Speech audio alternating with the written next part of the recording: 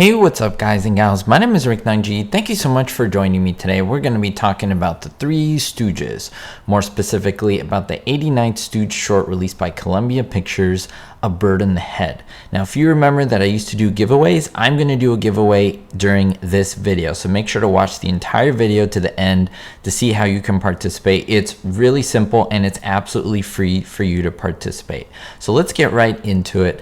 I love this short. It's one of my absolute favorites from this quote-unquote season that is from 1946. It released February 28th, 1946, and filming took place April 9th through the 13th of 1945. Now, in this short, the Stooges are working as paper hangers in the home of a professor. His name was Professor Panzer, who is a mad scientist looking for a brain to use for his crazy experiments. Now, the professor wants to put a human brain into a gorilla, but has trouble finding a brain small enough, which leads him to select Curly, because obviously he has a smaller brain, as the perfect donor. Now, the Stooges managed to mess up the man's evil plot and help the gorilla, who becomes a friend of Curly. Now, I want to know if you have seen this one before. There's a lot happening, especially behind the scenes. Now, the last videos that I made on the Stooges, I've been cataloging the health decline of Curly Howard. Now, you know that the trajectory is not a straight shot down. It's kind of a eventual shot down, but slowly he would go up and then he would go down, usually go down more than he would go up. And in this Stooge short, a lot of people say that it was one of his better performances, even though he had endured a series of minor strokes before this short was shot. Now, this adversely affected his performance, and you could see that he did have some slurred speech and slow timing. Now, what the director tried to do is that he recognized that Curly had diminished ability in performing during this short. So the director, Edward Burns, implemented strategies to accommodate his condition. Now, Curly, they made him retain his starring role in the short, but the focus of the action was redirected to Moe and Larry, and that helped it become a little easier in terms of workload for Curly, and they put a lot more focus into the eccentric Professor Panzer and Igor, of course, the gorilla.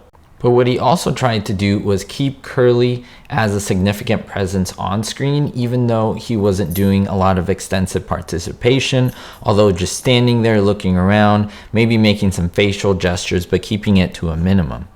As mentioned, this short was shot over a 5-day period, April 9th through the 13th in 1945. Now, you may realize that that is quite long. They usually don't take 5 days to film a Stooge short, but that's for a specific reason. That is because while they were on set, there was a tragedy that happened, a national tragedy that everyone as Americans knew about, and that is the death of President Franklin D. Roosevelt. That happened on April 12th in 1945, and of course, that was a shock to everyone. It really messed up production.